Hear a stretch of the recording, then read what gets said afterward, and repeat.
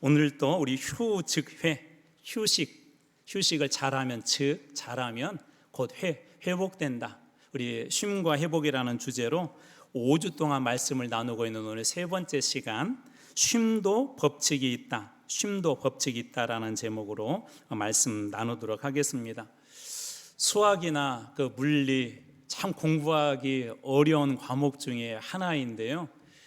그래도 이 과목들에 가끔 희망이 있는 부분들이 있습니다. 어려운 그런 문제를 잘 풀 수 있는 일정한 어떤 법칙, 수식들이 있으면 어려운 문제도 그곳에다 이렇게 넣으면 쉽게 문제가 풀립니다. 저희는 5주 동안 쉼과 회복이라는 그런 주제로 말씀을 나누고 있는데요. 이 쉼과 회복에도 가만히 보면 일정한 법칙이 있습니다. 어떻게 쉬어야 하고 어떻게 그렇게 쉬어나갈 때 잘 회복이 될 수 있는지 그러한 법칙이 있다는 것입니다. 요즘처럼 여행이나 요가 혹은 또 대리만족 영상을 통해서 SNS를 통해서 혹은 맛집 등 많은 것에 대한 그런 관심이 있어도 많은 사람들이 진정한 쉼과 그 회복이 없는 것 같습니다. 그 이유 중에 하나는 올바른 쉼의 법칙을 적용하지 않기 때문에 그렇습니다.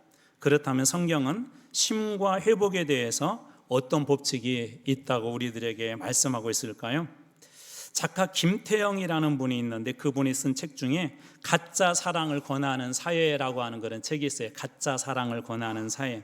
그의 책에서 세 가지 중요한 거짓말이 있대요. 한번 잘 들어보세요. 부모는 다 너를 위해서라고 말하고, 여기 그런 부모님들 계시죠? 다 너를 위해서 내가 하는 말이야 라고 하는 거. 두 번째, 연인은 너를 너무나 사랑해서라고 말하고, 그래, 맹신자들, 소위 광신자들인데 맹신자들은 무조건 믿습니다라고 말한다. 사랑을 포장한 가짜 사랑이다. 어떻게 보면 참 맞는 말 같잖아요. 우리 아이들 사랑해서 말하고 또 연인들끼리는 서로 또 내가 너를 사랑한다고 이렇게 이야기하고, 맹신자들이 무조건 믿습니다는 어떻게 보면 지도자 입장에서는 상당히 좋은데 작가 김태영은 이 모든 것들은 가짜 사랑이다라고 그렇게 이야기합니다. 특별히 여기서 맹신자들의 무조건 믿는 사랑을 작가는 광신적 사랑, 우리 광신도 할 때 그 광신적 사랑이라고 하는데요. 광신적 사랑이란 정치 지도자나 유명 연예인 혹은 종교 지도자 등을 무조건 사랑하는 그런 사랑을 광신적 사랑이라고 그렇게 부르고 있습니다. 이들은 광신적 사랑을 하는 사람들은 교주가 범죄를 저질렀다는 명백한 사실이 있는데도 그것을 믿지 않는데요. 그리고 오히려 우리 교주는 그럴 사람이 아니라고 옹호한다고 합니다. 그리고 심지어 그 사실을 이야기하거나 비판하는 사람들이 있으면 극렬하게 적개심과 분노를 표출한대요. 이런 광신적 사랑에 빠지는 중요한 이유를 이 김태영 작가는 뭐라고 이야기하냐면, 사랑해서가 아니라 그들이 자기 심리, 자기의 필요한 어떤 그런 마음의 상태를 만져주기 때문에 그런 광신적 사랑에 빠진다고 합니다. 그러나 사랑의 대상이 더 이상 자신의 아픔이나 필요를 채워주지 않는다면, 그 대상이 자기 자신의 아픔이나 필요를 채워주지 않는다면 사랑을 철회할 뿐만 아니라 더 이상 사랑하지도 않고 심지어 그 대상을 증오하기까지 한다고 합니다. 그래서 이 작가는 이런 사랑을 가짜 사랑이라고 합니다. 이런 가짜 사랑이 사람들로 하여금 더 공허하게 하고 또 혼란스럽게 한다고 합니다.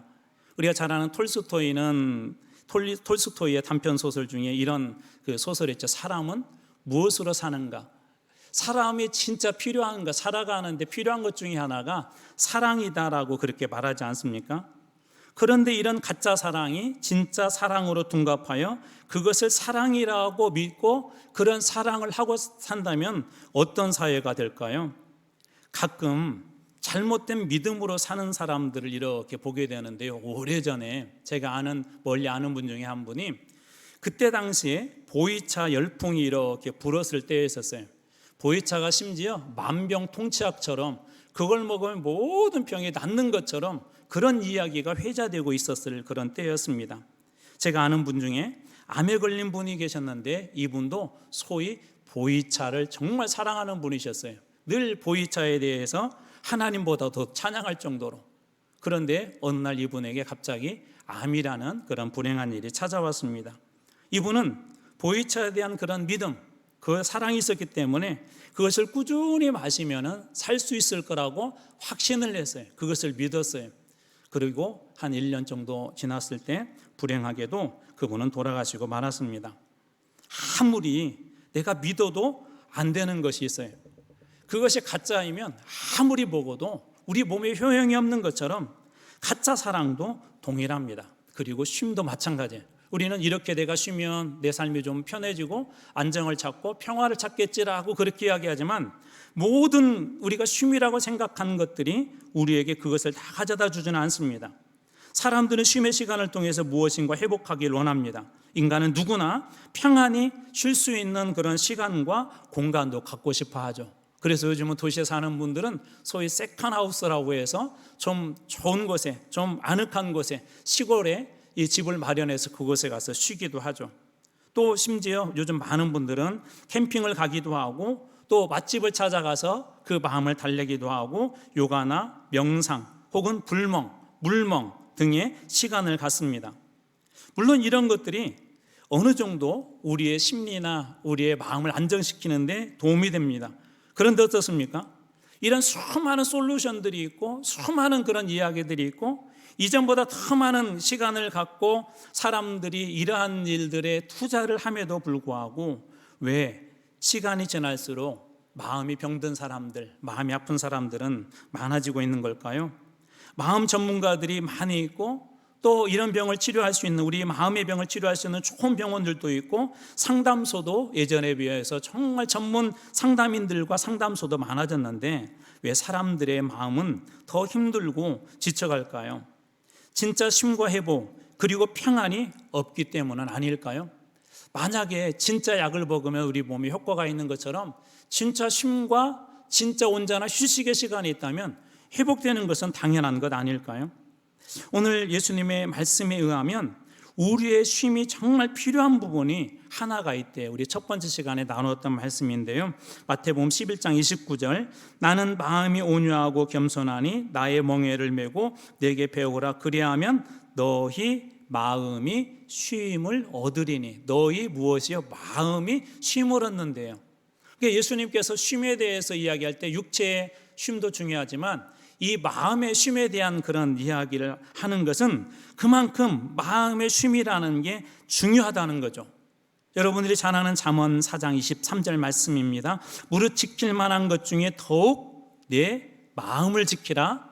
생명의 근원이 이에서 마음에서 남이니라. 지킬 만한 것들이 있는데 특별히 마음을 잘 지키래요. 그 마음을 잘 지켜야만이, 이 생명이 근원되는 마음을 잘 지켜야만이 우리가 살 수 있다라고 그렇게 이야기합니다. 다시 말해서 마음에 따라서 살기도 하고 죽기도 한대요. 마음의 상태에 따라서 그 사람이 더 희망을 가지고 나갈 수도 있고 주저앉을 수도 있다고 합니다. 예수를 믿는 것도 그러면 어떻게 믿으라고 하죠? 주님께서 마음을 다하고 뜻을 다하고 마음을 다하고 라고 그렇게 말하지 않습니까?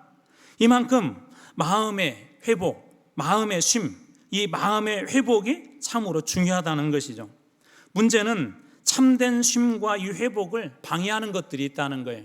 우리가 건강을 회복하려고 할 때도 우리 몸에서 끊임없이 그 건강을 회복하지 못하도록 방해하는 것처럼 이 쉼 그리고 이 회복을 방해하는 것들이 있는데 오늘 말씀의 6절 앞부분입니다. 오늘 주님의 명령은 무엇이죠? 오늘 6절의 앞부분 아무것도 염려하지 말고 아무것도 염려하지 말아라라고 주님은 명령하고 있습니다.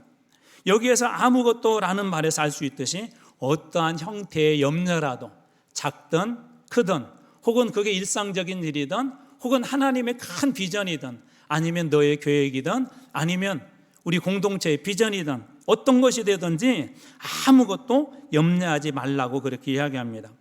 그러나 이 말을 자세히 들여다보면 누구나 다 염려가 다가오고 오기 때문에 염려하지 말라는 거예요. 염려가 없어서 그냥 염려하지 말라는 얘기가 아니라 누구에게나 다 염려가 오는데 그 염려가 누구에게나 다 있는데 그거 너에게 있다고 해도 걱정하지 말라는 거예요. 여러분 잘 아시듯이 우리 몸은 몸에 좋은 세균만 있는 거 아니잖아요. 안 좋은 세균도 있어요. 우리 위장 속에도 좋은 것만 있는 것이 아니라 좋지 않은 것들이 있어요. 그러나 그것 때문에, 이 좋지 않은 것 때문에 걱정하지는 않죠. 그것 때문에 막 죽겠다고 하지는 않습니다. 어떤 믿음이 있죠? 더 좋은 것들이 있고 내 몸이 건강하다면 그걸 이길 수 있다는 믿음이 있기 때문에 걱정하지 않는 거예요. 마찬가지예요. 염려라는 것도 그것이 믿는 사람에게도 오고요, 믿지 않는 사람들에게도 와요. 예수님은 어떠했을까요? 저는 예수님 이 마음의 쉼에 대해서 묵상을 하다가, 예수님에 대해서 묵상을 하다가 깜짝 놀랐어요. 이런 말씀이 있더라고요. 마가복음 14장 34절 말씀하시되 내 마음이 심히 고민하여 죽게 되었다. 예수님도 십자가를 앞에 두고 뭐라고 해요? 마음이 심히, 그냥 나 고민대가 아니라 정말 무척이나 고민되고, 심지어 나 죽을 것 같아. 예수님께서 그렇게 고백하셨다는 거예요. 고민하여 죽게 되었다. 마음을 왜 지키라고 하는지 아실 수 있는 그런 대목이죠. 마음이 고민하고 염려 때문에 그렇게 되면 죽고 싶을 정도로 힘들다는 거예요. 마음속의 염려, 근심, 걱정이 때로 죽고 싶을 만큼 우리의 인생을 힘들게 한다는 것입니다. 제자들은 어떠했을까요? 풍랑을 만난 제자들의 모습입니다. 누가복음 8장 24절 제자들이 나와 깨어 이르되 주여 주여 우리가 죽겠나이다. 이때 당시에 풍랑이 일어났는데 예수님은 주무시고 계셨어요. 제자들의 마음속에 두려움이 생겼어요. 제자들 마음속에도 염려가 찾아오고 걱정이 찾아오죠. 뭐라고 고백해요? 우리가 죽을 것 같아요. 주님, 나 죽을 것 같아요. 그렇게 고백을 했대요. 엘리야는 어떠했을까요? 이방 선지자 850명과 싸워 이겼지만 그 역시도 광야에서 이렇게 고백합니다. 열왕기상 19장 4절에 보면 자기 자신은 광야로 들어가 하루길쯤 가서 한 로뎀 나무 아래에 앉아서 자기가 죽기를 원하여 이르되, 이세벨이 너도 내 선지자들 저렇게 죽였는데 저 사람들처럼 똑같이 될 거야 라고 하니 갑자기 두려움과 염려와 근심과 걱정이 그 마음속에 찾아왔어요. 그래서 그렇게 충만하여서 850명의 이방 선지자들과 싸워서 정말 아주 멋지게 승리했던 이 엘리야도 로뎀 나무 아래서는 한 사람의 나약한 인간으로 그에게 찾아온 염려와 근심 때문에 죽고 싶다고, 차라리 죽여달라고, 내 인생에 차라리 죽는 게 편하겠다고 하나님 앞에 그렇게 울부짖듯이, 아니면 어쩌면 울부짖는 신음소리조차 낼 수 없어서 그는 흐느끼며 하나님 앞에 주님 차라리 죽고 싶습니다라고 고백했던 것 같습니다.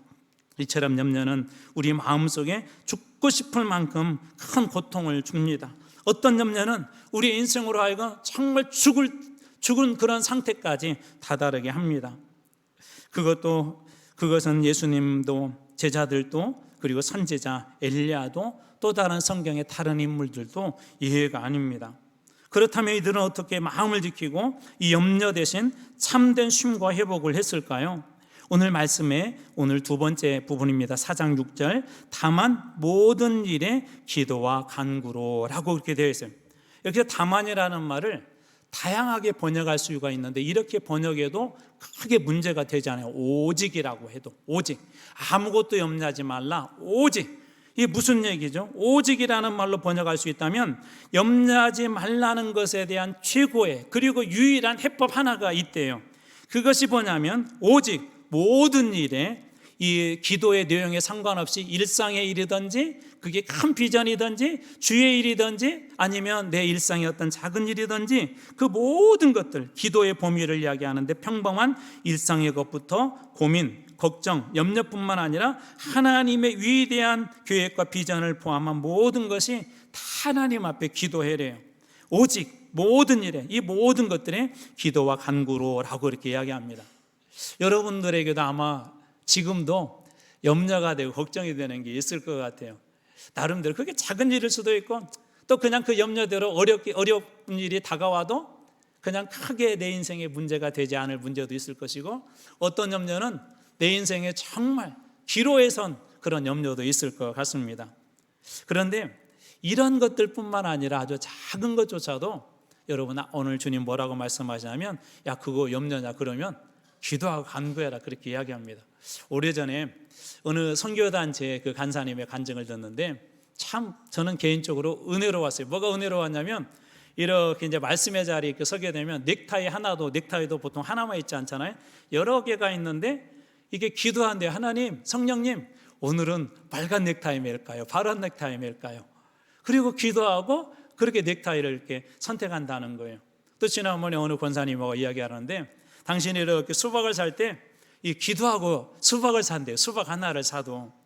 또 심지어 여러분 주기도문도 보십시오. 무엇을 놓고 기도하죠? 오늘 우리에게 무엇을 달라고 그러죠? 일용할 양식. 어떻게 보면 매일매일 먹는 거 뭐 그런 것도 기도해야 되냐 그런데 주님께서 가르쳐준 기도에도 일용할 양식 늘 어떻게 보면 늘 가까이 있고 기도 안 해도 될 것 같은 건데도 주님은 기도하라고 그렇게 말씀하세요. 다윗은 원수들이 괴롭힌다고요 하나님 앞에 고자질해요. 하나님 쟤네들이 저 괴롭혀요라고 그런 것도 기도합니다. 모세는 이스라엘이 광야에서 이스라엘 백성들을 인도하는 중에 백성들이 원망하자 그것 때문에 지금 큰 문제가 생기게 되었어요. 그러자 하나님 앞에 그 백성들의 원망을 대신해서 기도합니다.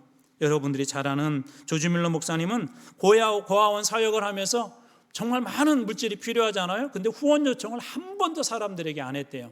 늘 이런 문제가 있으면 하나님 내일 아침에 우리 아이들 먹을 것이 없는데 어떡하죠? 주님 도와주세요 라고 그렇게 기도하면 놀랍게도 그 아침이 되기 전에 항상 먹을 것이 채워져서 고아원을 경영하는 동안에 한 번도 아이들에게 이 굶게 한 적이 없었대요.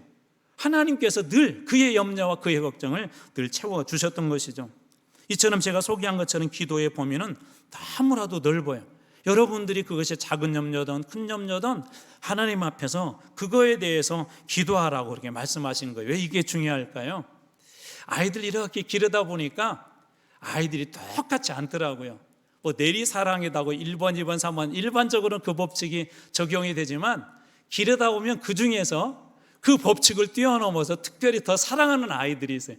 여러분들은 누구를 더 사랑하세요? 어떤 아이를?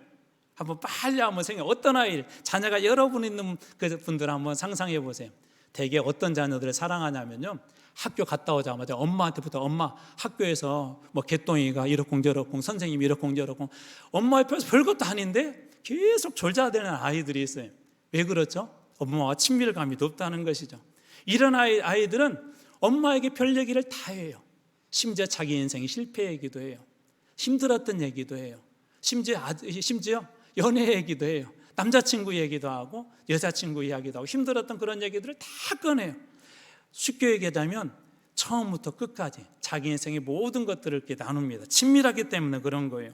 하나님도 마찬가지세요. 왜 모든 일이라고 말씀하셨을까요? 하나님께서 여러분들의 세면 물론 주님 다 아세요. 여러분들이 지금 어떤 상황인지 어떤 마음인지 지금 무엇 때문에 근심하고 염려하는지 주님 아세요. 그럼에도 불구하고 주님께서는 그 일까지도 아무것도 염려하지 말고 모든 일 나한테 얘기해라고 주님은 그렇게 말씀하세요. 이처럼 기도의 범위는 무한하고 사소한 것도 기도하는 그런 사람이 하나님과 친밀감도 높고 또 그런 사람의 기도에는 늘 따뜻함이 있어요. 또 그런 사람의 기도는 늘 하나님의 살아계심들이 있습니다. 기도하되 그렇다면 어떤 태도로 어떤 마음으로 기도해야 할까요? 오늘 6절의 마지막 뒷부분입니다. 너희 구할 것을 감사함으로 하나님께 아뢰라. 아무것도 염려하지 말아라 명령하셨고 그 다음에 두 번째 기도의 범위가 뭐죠? 모든 일에 하나님 앞에 기도하라고 말씀하셨고 세 번째로는 이 기도의 태도인데요, 감사함으로 하나님께 아뢰래요. 감사함으로 너희 구할 것, 너희 필요한 것, 너희 마음의 염려와 근심에 대해서 하나님 앞에 그렇게 기도하라고 합니다. 감사는 모든 영역에서 하나님의 영광을 드러냅니다. 그런 분들 볼 때마다 존경스러워요. 막 지금 힘들고 어려운 일이 있는데 계속 하나님 감사합니다 그래요. 이래도 그래도 저래도 요래도 그래도 하나님 이것 감사해요. 저것도 감사해 하는 분들 보면 정말 존경스럽습니다. 그때 제 마음속에 하나님이 주신 마음이 있어요. 예수 믿는 사람들은 저래. 너 부럽지? 물론 저도 예수 믿지만 그럼 하나님께서 말씀하신 것 같아요. 예수 믿는 사람들은 힘들고 어려워도 저렇게 감사해. 저렇게 감사해. 기도도 하나님 앞에 그렇게 드리면 어떨까요? 되게 염려와 근심과 걱정이 있다는 건 어떤 뜻이죠? 내가 그 문제를 해결하지 못하기 때문에 그래요. 내 능력이 안 되기 때문에 그래요. 내 삶을 힘들게 하기 때문에 그 염려가 내 삶을 힘들게 하기 때문에 우리는 어쩔 수 없이 내 능력 밖에 있는 일을 하나님 앞에 내려놔요. 그런데 그때도 하나님 앞에 그렇게 기도하면 어떨까요? 하나님 그래도 감사해요. 제가 하나님 믿을 수 있어서 감사해요.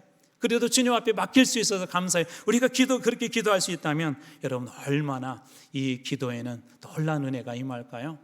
예수님도 보니까 아까 마음이 막 심히 죽을 정도로 힘들다고 그랬잖아요. 이런 일들이 많이 있었어요. 자, 예를 들면 우리 잘 아는 요나 같은 경우에도 물고기 뱃속에 그가 던져졌잖아요. 하나님께서 가라는 대로 안 갔다고 막 풍랑 일으키고 얼마나 나빠요, 인간적으로 보면. 그러다 막 바닷속에 던져버리고, 그냥 차라리 빨리 죽었으면 괜찮을 텐데 물고기 뱃속에서 무려 주님이 오실 것 같습니다. 무려 이 3일 동안 캄캄 먼 곳에서 여러분 그것이 휴식하러 간 게 아니에요. 사방이 다 막혔단 말이에요. 여러 가지 질문도 해볼 수 있잖아요. 그럼 뭐 먹고 살았지? 아니 뭐 이렇게 큰 물고기가 먹고 사는 그 생선 아니야? 아니 먹다가 막 침도 묻었을 거고 또 막 좀 막 상했을 거고 여러 가지 고민될 거 아니에요? 우리 인간적으로. 그런데 그 요나가 이 물고기에서 이런 기도를 드려요. 요나서 2장 9절. 나는 감사하는 목소리로 주님께 제사를 드리겠습니다. 그 기도하면서 하나님 앞에 그렇게 감사한대요. 예수님은 어땠을까요? 최후의 만찬 십자가를 앞에 두시고 마태복음 26장 27절에 보면 또 잔을 가지사 예수님의 피를 상징하죠. 감사기도 하시고 그들에게 주시며 또 잔을 가지사 무엇 하시고요? 감사기도 하시고. 십자가를 앞두고 예수님도 무엇 하셨대요? 감사기도 하셨대요. 또 여러분 잘 아는 사도 바울은 이 교회들에게 서신을 보내잖아요. 이 서신을 보낸 교회들마다 실은 다 문제가 있는 교회들이에요. 근데 이 교회들에게 보낼 때마다 그 서신의 첫자락에 이렇게 늘 말씀이 시작되어져요. 내가 기도할 때마다 기억하며 너희로 말미암아 감사하기를 그치지 아니한다. 문제가 있는 교회를 향하여서 때로는 교훈하고 때로는 그들에게 명령하고 권면하는 이 사도 바울의 서신에도 가장 첫 번째 그들을 향하여서 감사의 기도를 하고 있다고 사도 바울은 그렇게 이야기합니다. 구하되 감사함으로 하나님 앞에 구하고 구하되 감사함으로 하나님 앞에 그렇게 나갔던 것이죠. 무엇을 감사했을까요? 이런 걸 감사했을 것 같아요. 하나님께서 해 주실 것을 믿고 감사했을 것 같아요. 말씀대로 응답해 줄 걸 믿고. 하나님은 어떤 분이시죠? 우리가 기도할 때 하나님께서는 외면하는 분이 아니세요. 여러분 자녀들이 갑자기 넘어자고 엄마 나 아파라고 할 때 외면하는 부모가 없는 것처럼 하나님은 우리가 간구할 때 주님 저 염려 때문에 힘들어요. 제 이 마음 터졌지 너무 힘들어서 못 견디겠어요. 그럴 때 하나님은 지나치는 분이 아니시래요. 하나님께서 개입하신대요. 마태복음 7장 7절입니다. 구하라 그리하면 너희에게 주실 것이 구하라 그리하면 누구에게요? 너희에게. 하나님은 구체적으로 우리 삶 속에 우리가 감사 기도하고 나갈 때 개입하여 주신대요.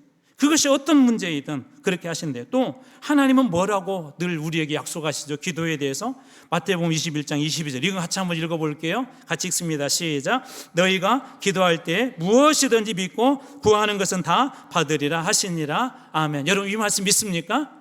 너희가 믿고 기도할 때 무엇이든지 믿고 구하면 응답해 주시는 분 누구세요? 하나님이세요. 주님께서 반드시 주신다고 그렇게 약속하지 않습니까? 주님은 어떤 분이죠? 여러분들에게 어떤 분이세요? 주님은 정말 믿을 만한 분이세요? 주님은 정말 전지전능한 걸 믿으세요? 우리 하나님은 여러분의 인생에 못 고칠 질병, 못 고칠 문제가 없다는 걸 주님 믿으세요? 여러분 그렇다면 우리가 주님의 약속도 또 성경에 나와 있는 수많은 사람들의 이야기도 오늘 우리도 당연히 주님 앞에 믿고 구하면 이런 놀라운 일들이 여러분 일어나지 않겠습니까?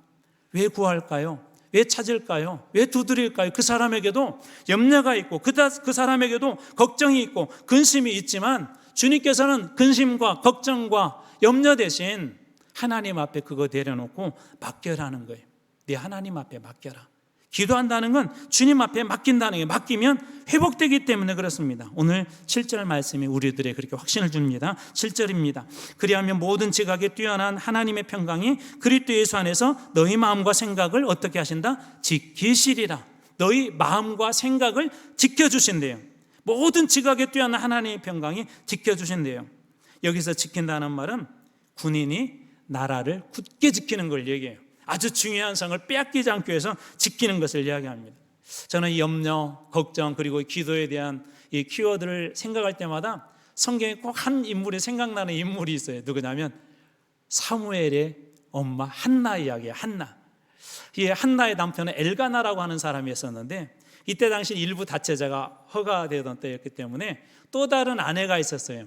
분인나라고 하는 아내가 있었는데 이 아내가 이 사람이 먼저 아기를 낳았어요.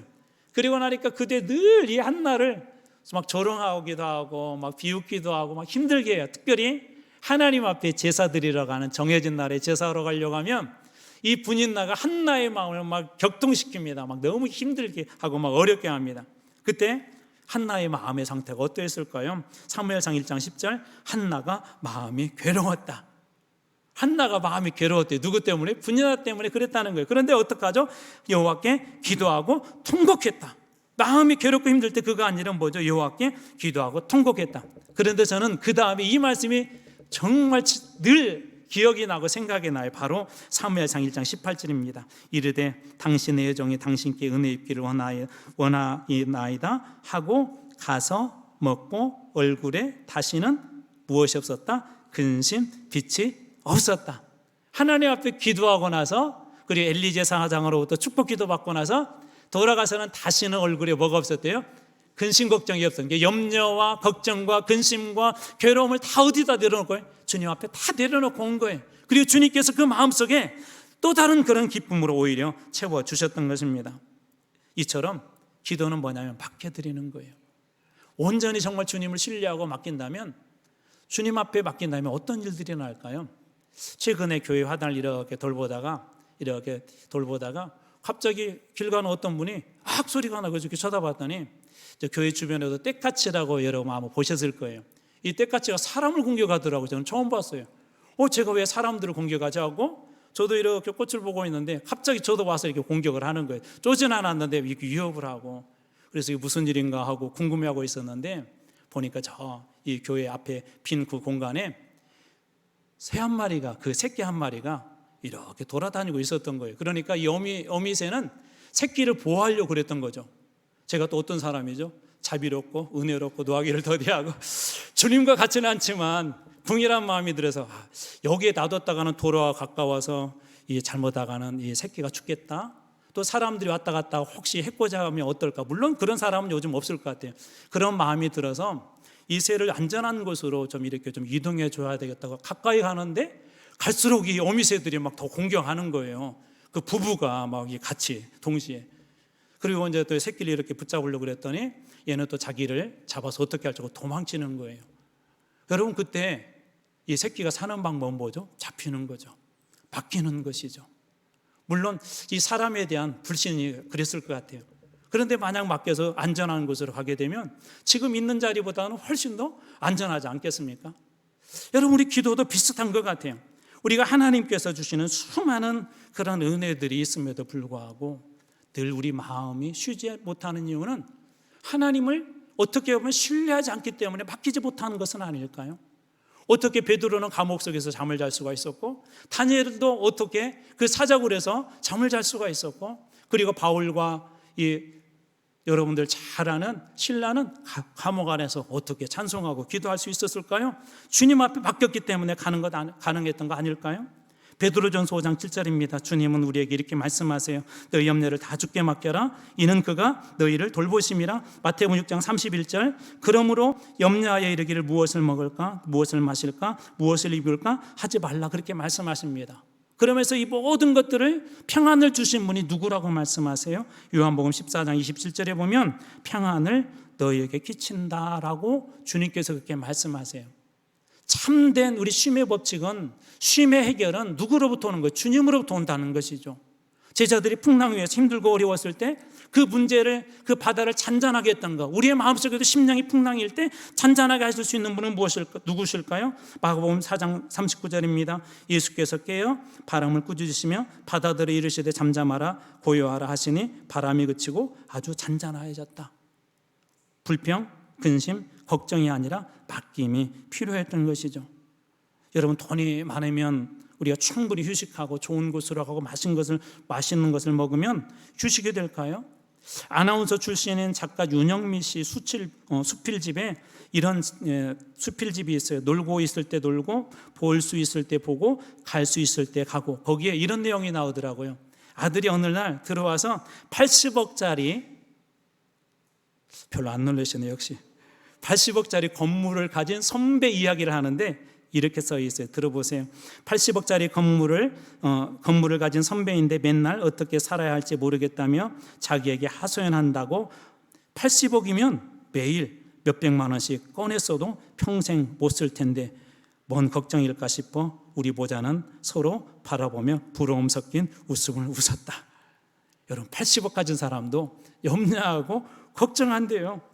돈 많이 번다고 휴식이 주어지는 게, 참된 쉼이 주어지는 게 아니래요. 양산의 어느 목사님 이야기예요.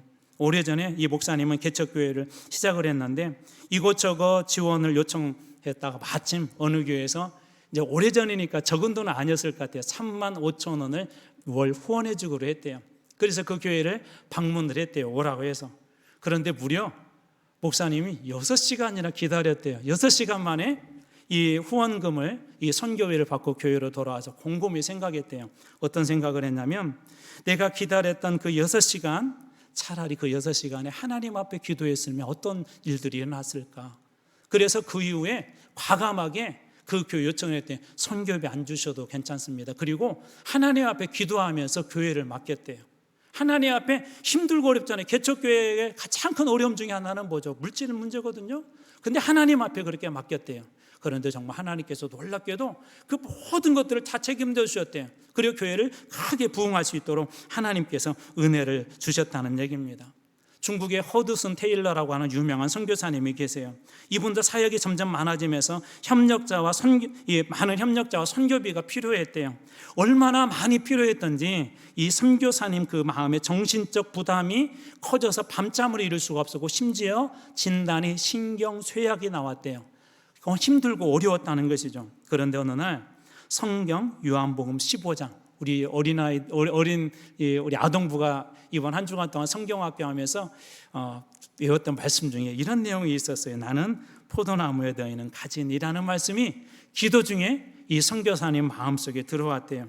그 순간 갑자기 태양빛이 비추는 것처럼 그의 마음이 환하게 밝아졌대요. 왜 그러냐면 선교사님 마음속에 하나님 이런 마음 주셨어요. 주님은 포도나무이시고 나는 그 가지인데 내가 걱정할 것이 무엇이란 말인가? 주님께서 수분과 영양분을 공급해 주시는 나무인데 가지인 나는 그것을 받아들이기만 하면 되는 것 아닌가? 내가 수분과 양분을 공급하려고 애쓰고 있었다니 어리석었구나. 주님, 이 시간부터는 염려와 근심을 주님께 맡기겠사오니 주님 책임져 주시옵소서. 그 염려와 걱정을 주님께 다 맡겼대요. 그래서 이 선교사님은 중국의 선교를 마무리할 때까지 잘 마무리할 수 있었다는 것입니다. 사랑하는 성도 여러분, 누구나 근심, 걱정, 염려 다 찾아와요. 예수님도 찾아와요. 예수님도 그것 때문에 막 죽고 싶을 정도로 힘들고 어려웠어요. 근데 뭐가 달랐죠? 그것을 다시 하나님 앞에 맡겨드리는 거예요.